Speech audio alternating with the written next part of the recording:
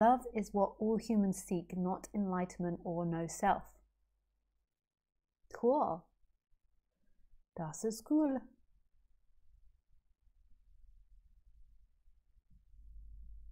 Yeah. Just let me check. The microphone is working? Yes, the microphone is working.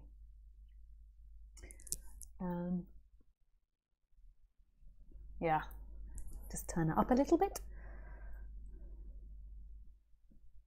Okay. So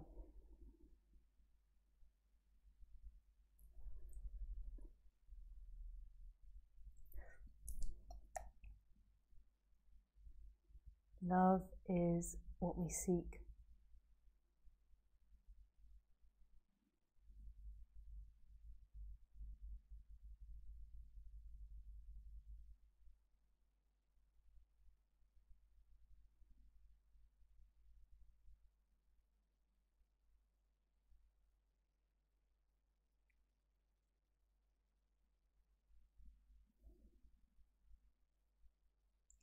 So I think in many other cultures, you have lots of different words for the word love.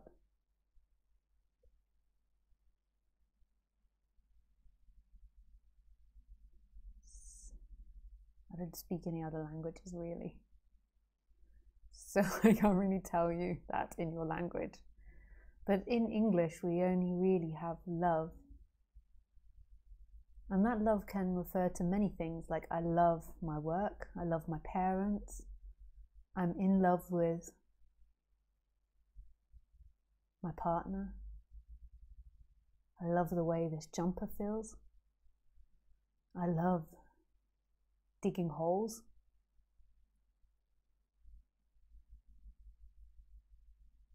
I love being 41 years of age, I love India. There can be so many different I loves.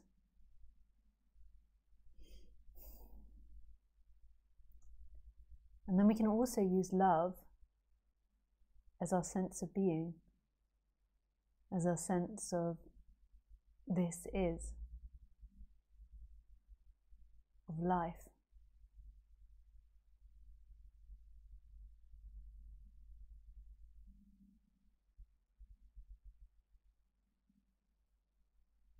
Which is so beautiful.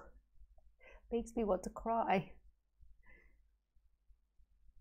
So we can also use the word love as non-duality, not two-ness, as what we truly are.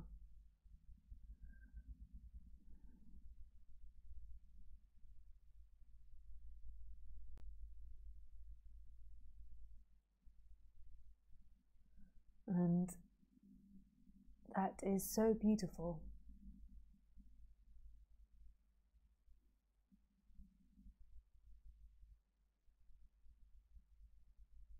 It's radically different from personal love, from being in love. It does have a taste of it, because when you say love doing something, like you love riding your bike, or you love flying, or doing art, there is a sense of flow, that you go into flow. And when you go into flow, there's normally a complete absorption in what you're doing. And then the seeking begins to stop because it feels really lovely. And there begins to be a sense of that love that's impersonal. It also happens when you're falling in love, because it's the biggest desire of the person, love. So when you're falling in love, there is an intimacy with it, and you forget yourself. You're not sitting there thinking, oh, what should we do, or where should we go, or how much longer do I have to spend with this person? There's just like an intimacy with that. And through that, the seeking drops, and there is the taste of that love, which is grander, which is bigger, which is all-encompassing, which is not two. And this is all that's ever wanted. It's actually right here in this which is being spoken of. And it's not actually in the meaning of what I'm saying. It's in the direct experience of what's being said. So from this perspective, it's in the sounds coming out of my mouth, not the meaning. It's in the vibration of the sounds coming out of my lips, touching my tongue, my palate, the coolness of the breeze, the traffic outside. I don't know if you can hear that, but there's traffic outside. The hum of the computer. So it's in that radical emptiness, beyond concepts, beyond the mental, beyond what you know, this dropping into what's always here, that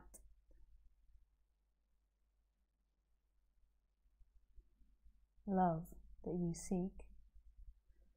So what's being pointed to, that love which you seek, is all you've ever been. You cannot escape being this moment. You cannot escape the intimacy of everything. But what can happen is your mind divides, and then there is this seeming separation and this focus on this apparent separation of you. Yeah. What's being talked about isn't conceptual. So you're following my words conceptually, and then every so often, more than likely, you're dropping out of the words, and there is a touching on something that's different. What is here prior to words, prior to you, prior to ideas? And this is what's sought, and it's got nothing to do with enlightenment or no self or being a good person, bad person, or karma, or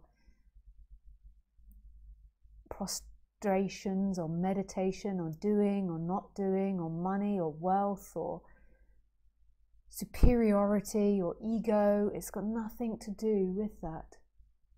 It is the origin of everything. Like that burp now.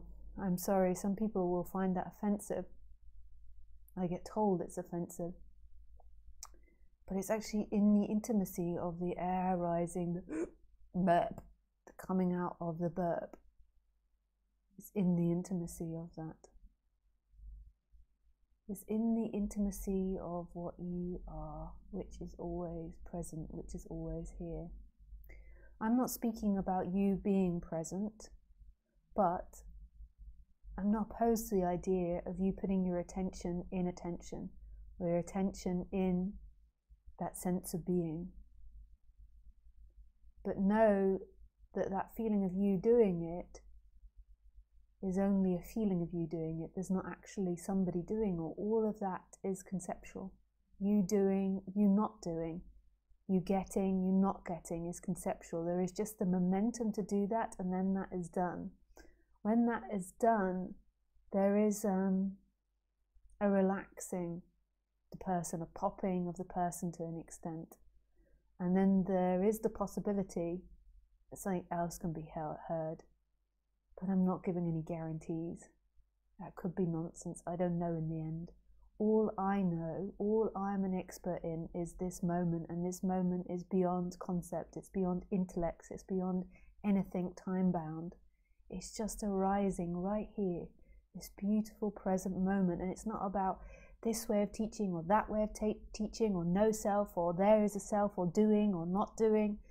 It's just so beyond all of that. All the freaking arguments I hear in non-duality, like that, it's just the mind. And then there's this right here. It's not about your personality, but fix your freaking personality. It's only fair to the rest of society. Don't be an asshole. But know that if that happens, there really isn't someone there doing it. That's a happening. Just like everything else, it's a happening. Lisa is happening now. And this is happening in no time, no cause, no effect, appearing as cause and effect. This is absolute stillness appearing as movement. It's all your mind making up the others and filling in the blank and beep beep beep and beep beep beep and beep beep beep beep beep beep beep beep beep beep beep beep. They're also lost in the beep beep beep. The turkeys, the English turkeys, they're lost in their turkeyness. The Americans are lost in their nose. The Germans are lost in their throat. Hang on, this is a little challenging, the Germans. The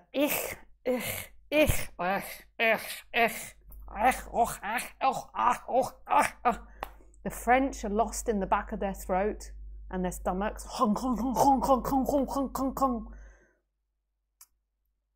I don't feel like I can do other countries, otherwise I'll be considered a racist. As I'm European, I feel like I can do them. Particularly the English. The English are lost in being a turkey. And all of them think that their turkeyness is very important. Then they eat turkey on Christmas Day. The Americans think they also do it on Thanksgiving, but we don't have Thanksgiving in England. So we just eat the turkey on Christmas Day, and then the rest of the time we do the impression of the turkey.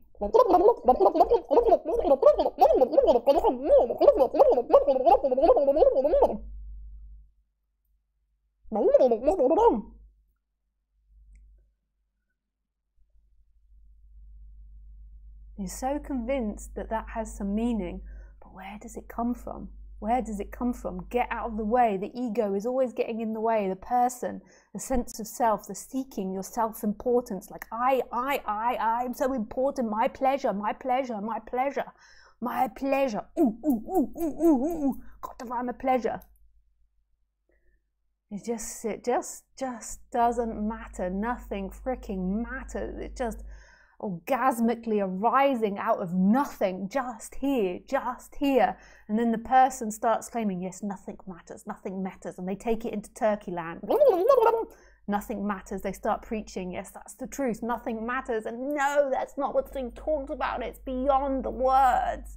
Nothing matters is just an expression, like a bird singing, trying to call back to this present moment, which is so intoxicating and free and beautiful and all you've ever frigging wanted, and that is love. That is love. And it's got nothing to do with you. It's got nothing to do with you being enlightened, you being a no self, or you being good. Your biggest ally, your biggest enemy.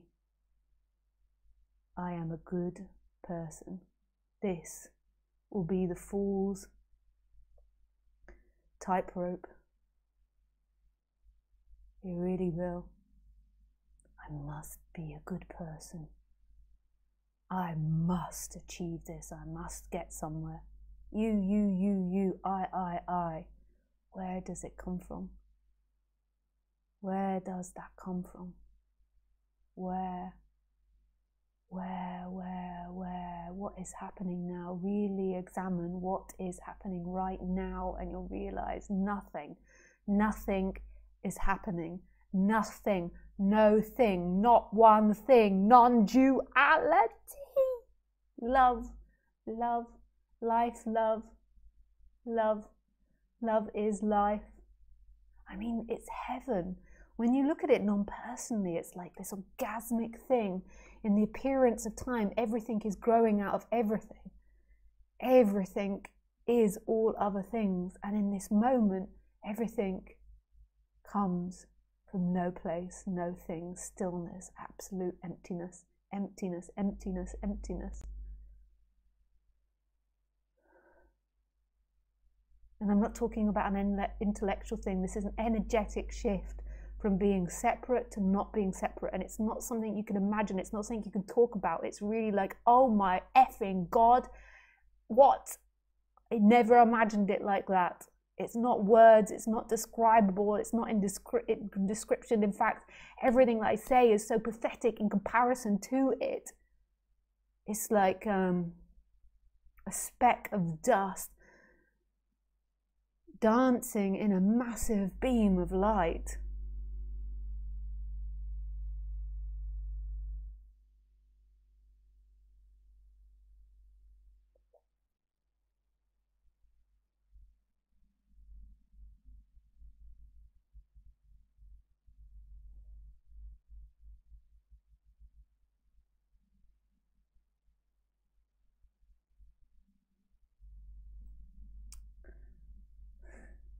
Nothing, nothing, nothing, nothing, nothing, nothing.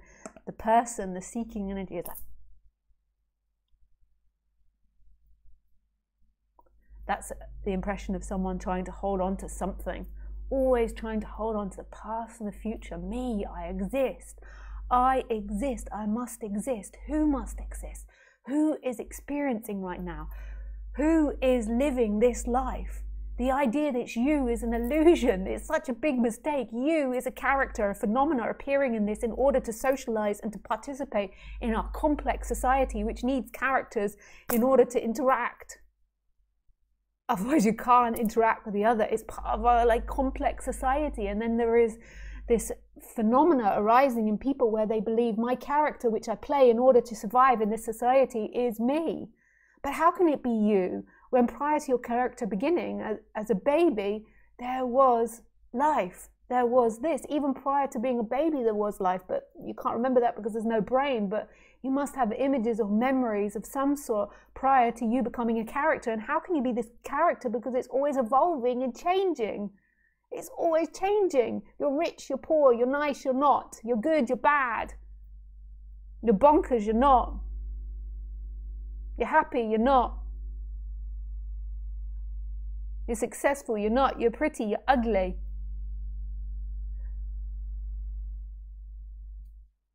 How can you be that? Something that's never still, that's always changing, that's never containable, it's always ethereal, illusory. Then this little voice is me, telling the story, I made a choice, or I sucked at that choice, I'm good, I'm not, I'm good, I'm bad, I'm good, I'm bad.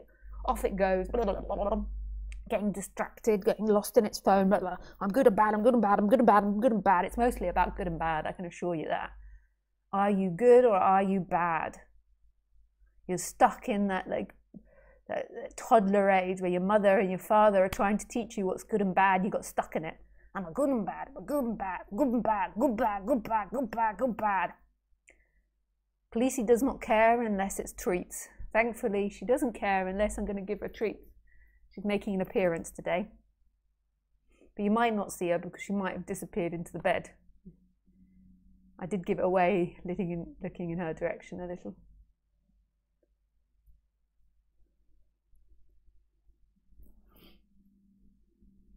She's a little tired. We went for a long walk today. Well, anyway. Nothing matters. Nothing matters. You are not alive. There is life. You is a piece of dust flying around in a sunbeam.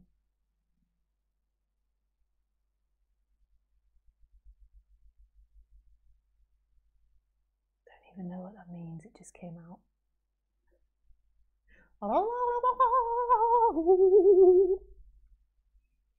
For those of you that are watching prior to going to sleep, I might have woken you up a few times, especially with the impression of the turkey.